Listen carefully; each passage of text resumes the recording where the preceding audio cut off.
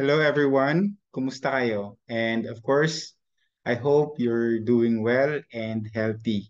So today, we're going to talk about something very crucial in the business world, and that is the corporate governance. I know it sounds so serious, but of course, don't worry, we'll make it simple, fun, and relatable.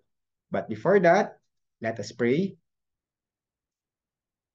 Okay, we thank you, Lord, for bringing us together today.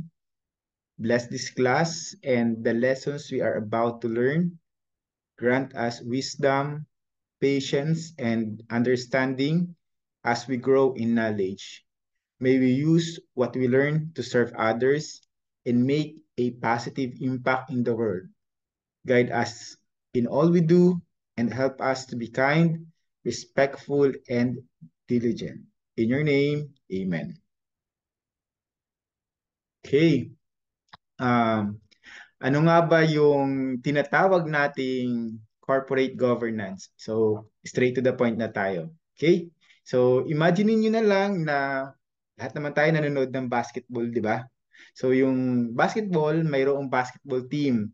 Meron tayong coach, may players, at of course, may mga fans.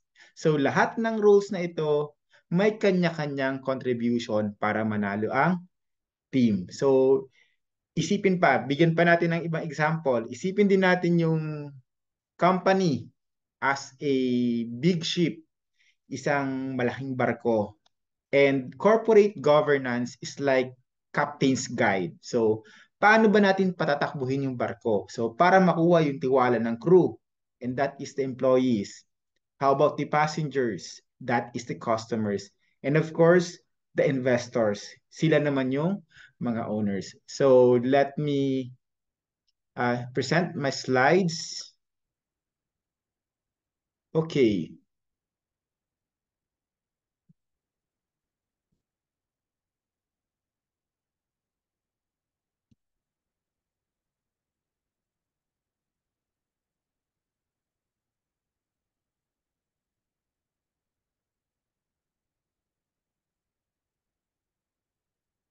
So, corporate governance is similar, 'di ba?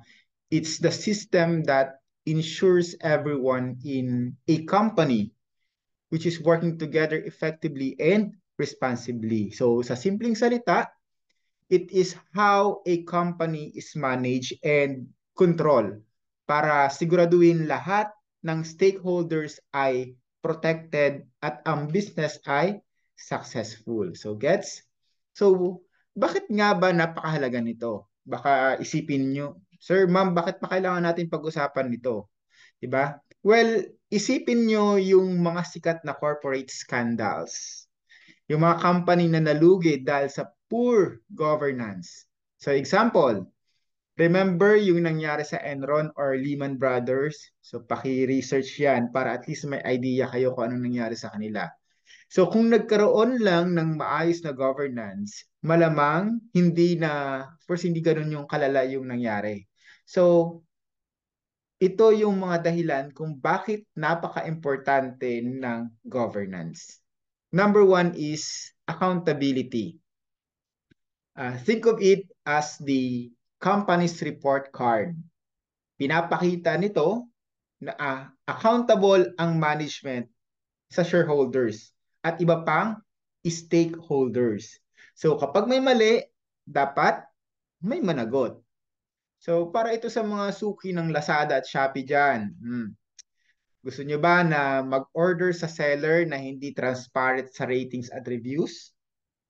'Di ba? Syempre hindi. So, in companies, managers need to be accountable to shareholders. So, lahat ng actions nila dapat transparent at may clear na trail kung sino ang responsible sa mga decision. Number two, it is important because of the risk management. It helps identify and manage risk.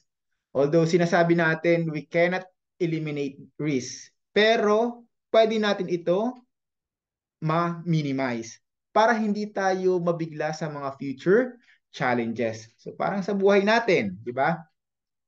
kailangan maghanda sa mga pwedeng mangyari. So imagine niyo kung hindi ready yung isang company sa economic downturn or biglang may competitor. Governance helps in identifying and managing risk para hindi mabigla at malugi. Pangatlo, yung tinatawag nating investor confidence. Kung kayo ang mag invest gusto nyo bang ipagkatiwala yung mga resources or yung pera ninyo sa isang company na walang maayos na pamamalakad? Of course, pagdadalawang isip tayo, di ba?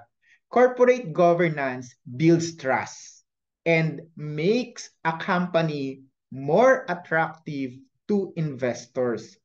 Pag maayos ang pamamalakad, mas tiwala ang investors na ilagay yung pera nila or yung resources nila sa mga company which can lead to more funds for growth. Number 4, yung tinatawag nating sustainability. Hindi lang ito about surviving today.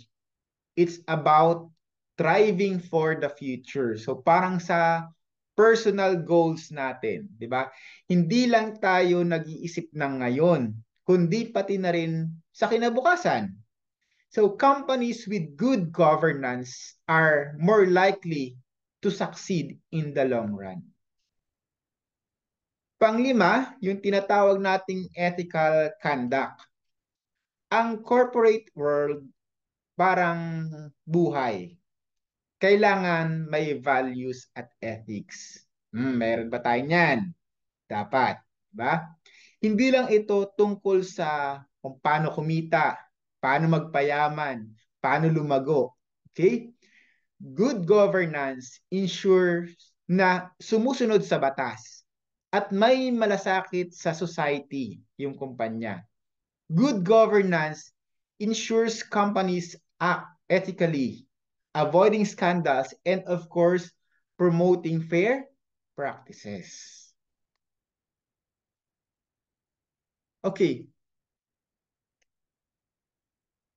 Principles of the corporate governance. Now, paano ba malaman kung maayos ang governance ng isang company?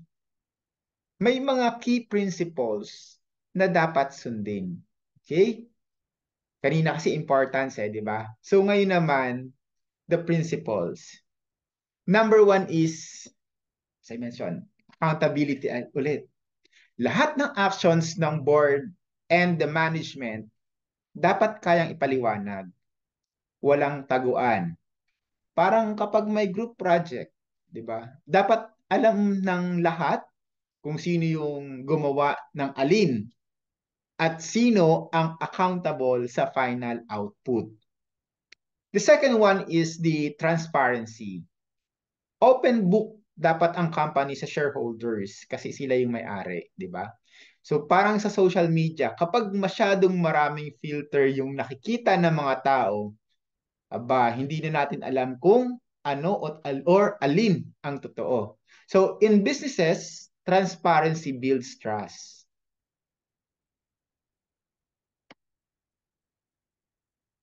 Okay, next is number 5. Number 3, fairness. Okay.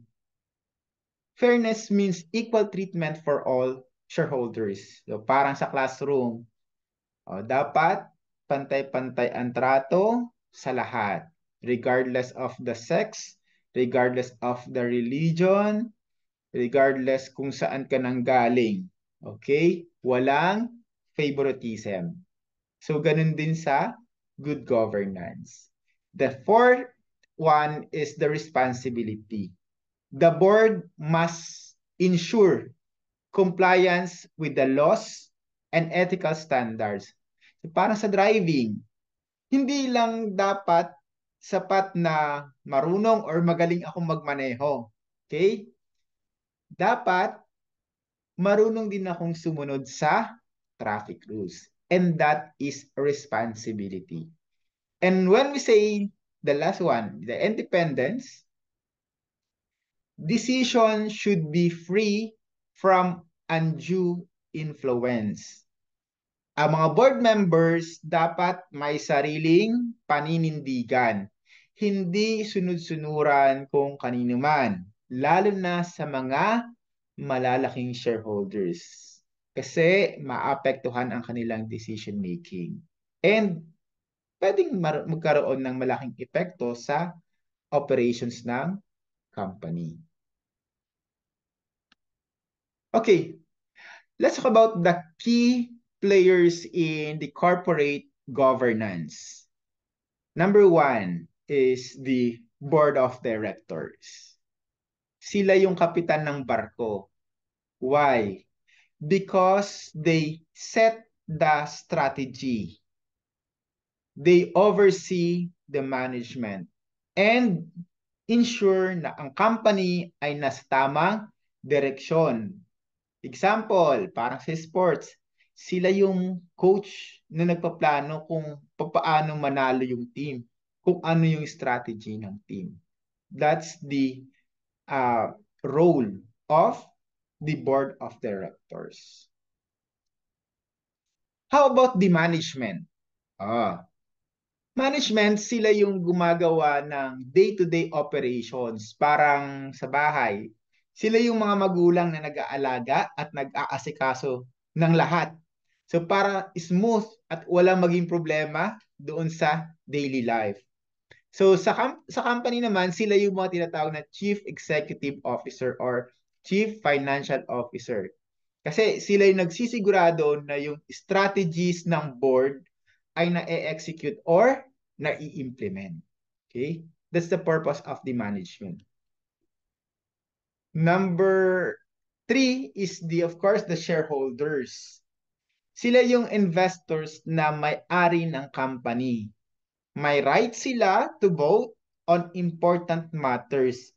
And they expect na ang kanilang investment ay mabibigyan ng balik or ng returns. Diba? Example, parang kayo as students, may right kayo to expect na quality education ang makukuha ninyo sa tuition fee na binabayaran ninyo. Okay? Think of course, of your school or even your barangay, di ba? Kung walang maayos na sistema at governance, ay magulo ang lahat for sure. And lahat ng decision mula sa pinakamaliit hanggang sa pinakamalaki should follow a system that of course ensure the fairness, transparency, and accountability. Kung walang governance, ang dami or pwedeng mangyari or mga posibilidad na mangyari. Pwedeng magkaroon ng mismanagement, corruption, or even failure or bankruptcy. Okay? Corporate governance, of course, might sound complex, pero ang essence nito is simple. It's about ensuring that companies are run well, ethically, and in a way that, of course, benefits all stakeholders. When we say stakeholders, either employees, either the manager, supplier, the board of directors, the management. Okay? Yun nga, whether you are a future manager, entrepreneur, or investor, understanding good governance is very essential. So, the next time you will hear about a company's board meeting or shareholders decision, remember, it's all about steering the ship in the right directions. Okay, I think that would be the introductions to our good governance, and I hope I impart you about it, nabigyan kayo ng broad discussion. And sa mga susunod natin na mga pag-uusapan, let's dig into a more details. So muli, maraming salamat. Magandang umaga, magandang hapon, magandang gabi. Depende kung anong oras ka ngayon nanonood. So muli, God bless you.